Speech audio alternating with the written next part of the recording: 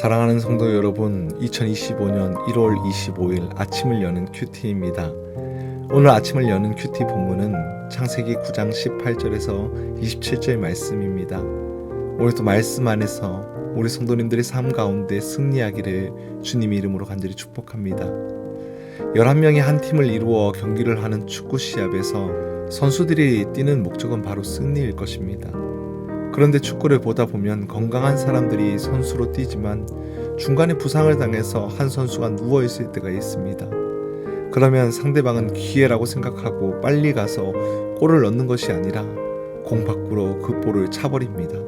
골을 넣는 것보다 그 상대방이 더 중요하기 때문입니다. 자신도 언젠가는 그러한 처지에 놓일 수 있는 같은 선수이기 때문입니다. 그런 것처럼 어찌 보면 당연한 것이지만 우리의 삶 속에 놓치고 있는 부분을 오늘 말씀을 통해서 한번 같이 살펴보고 싶습니다. 홍수 이후에 노아와 그의 자손들은 다시 새로운 삶들을 굉장히 잘 적응하고 있었습니다. 18절 말씀에 방주에서 나온 노아의 아들들 셈과 함과 야벳에 대해 기록을 하고 있습니다. 간단하게 이름만 기록한 것 같지만 굳이 함이 가나안의 아버지라는 것을 기록하며 가나안이라는 땅 또한 가나안 족속에서 대하여 한번 생각하게 만드는 것입니다. 그리고 그 3명의 아들로부터 사람들이 온 땅에 퍼졌다라고 성경은 기록하고 있습니다. 그렇다면 오늘 말씀 속에서 진행되는 사건 속에 우리가 얻어야 할 교훈은 무엇입니까? 우리는 누구나 넘어질 수 있다는 것을 기억해야 할 것입니다. 농사를 짓기 시작했고 모든 것이 안정되어 가는 것처럼 보이지 않습니까? 그래서 20절 말씀에 보면 노아가 농사를 시작하여 포도나무를 심었더니 라고 기록을 하고 있습니다. 안정된 삶이 문제였던 것인지 하나님께서 사람들을 또한 이 땅의 생물들을 왜 심판하셨는지 그것에 대해 잊어버린 것들이 문제였는지 여기서 노아는 믿음이 사람답지 않은 모습을 볼 수 있습니다. 21절 말씀에 보면 포도주를 마시고 취하여 그 장막 안에 벌거벗은지라 라고 이야기합니다. 이 모습은 과연 우리가 알고 있는 노아가 맞나라는 생각들을 가지게 되지 않습니까? 우리가 아는 노아의 모습은 어떻습니까? 창세기 6장 8절 말씀처럼 여호와께 은혜를 입은 사람이지 않습니까? 창세기 6장 9절에는 노아에 대해서 어떻게 기록을 하냐면 노아는 의인이요 당대의 완전한 자라 그는 하나님과 동행하였으며 분명히 우리가 알고 있는 노아의 모습은 이러한 모습인데 오늘 본문의 모습은 전혀 다른 모습들을 보여주고 있다는 것이죠. 오늘 본문에 나타난 노아의 모습을 통해 분명하게 드러나는 것은 노아가 완벽한 사람이 아니라 은혜를 입은 사람이라는 사실입니다. 노아 역시 우리와 같은 사람이었다는 것을 보면 우리에게 위로가 되기도 합니다. 홍수의 심판 이전까지만 보면 성경 그 어떤 훌륭한 믿음의 사랑과 견주어도 뒤지지 않는 그 노아가 오늘 우리에게 보여주는 모습은 어찌 보면 너무나 인간적이기도 합니다. 하나님께서는 사도 바울을 통해 고린도전서 10장 12절 말씀에 이렇게 경고를 하십니다. 그런즉 선줄로 생각한 자는 넘어질까 조심하라. 이는 본문 속에서 보이는 노아의 모습과 함께 오늘을 살아가는 우리의 모두를 향한 경고이기도 합니다.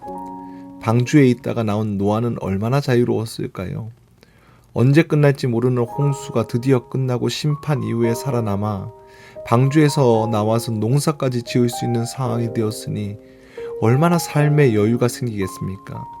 그 상황과 분위기 자체가 독이었다기보다는 그러한 상황이 있을 때 넘어질 수밖에 없는 것이 노아였다라는 겁니다.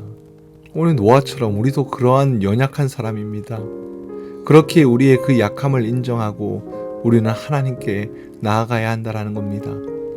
오늘 저와 우리 성도님들이 나의 연약함을 우리가 인정하고 하나님께로 더 가까이 나아가는 삶들을 살아가기를 소망합니다. 우리 모두는 쉽게 넘어질 수 있는 사람이라는 것을 인정한다면 그에 이어지는 자연스러운 반응은 누군가가 넘어지는 모습들을 봤을 때 그것을 덮어주는 것이었습니다. 본문의 이야기는 우리에게 그 부분에 대한 분명한 교훈을 주고 있습니다. 노아가 술에 취해 벌거벗은 이후에 노아의 아들이자 가나안의 아버지인 함이 노아가 벌거벗은 것을 보았습니다. 일부 학자들은 단순히 봤다라는 것 이상으로 동성애적 행위를 했거나 근친상간 같은 악행을 했다라고도 해석을 하고 있습니다. 본문의 흐름상 이 보다라는 단어가 성경에서 쓰인 용례상 아버지의 노아의 하체를 단순히 봤다라는 것으로 이해하는 것이 더 자연스럽습니다. 성경을 해석할 때는 성경이 우리에게 말씀하고 계신 그 범위 안에서 해석을 해야 합니다. 그런 맥락에서 본문을 다시 살펴보면 함이 아버지의 하체를 본 이후에 한 행동이 무엇이었을까요? 22절 말씀을 보면 가나안의 아버지 함이 그의 아버지의 하체를 보고 밖으로 나아가 그의 두 형제에게 알림해라고 이야기합니다. 함은 아버지가 벌거벗고 있는 것을 보고 밖으로 나아가서 셈과 야벳에게 그 사실을 전하기 시작합니다.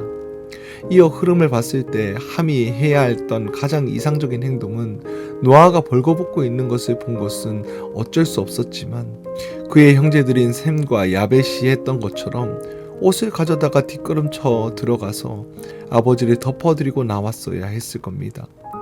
처음부터 함이 잘못된 것은 아니었습니다. 실수는 분명히 노아가 했습니다.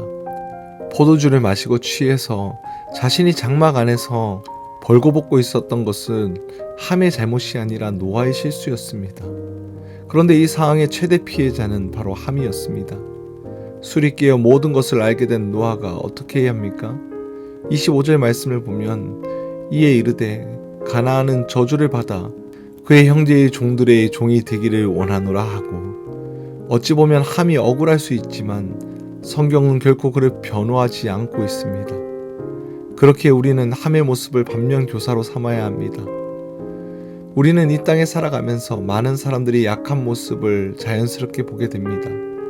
우리가 더 성숙해서 보는 것일 수도 있고 그와 상관없이 생각하지 않을 때 어떤 사람이 실수하는 모습, 때로는 범죄하는 모습을 보게 되기도 합니다.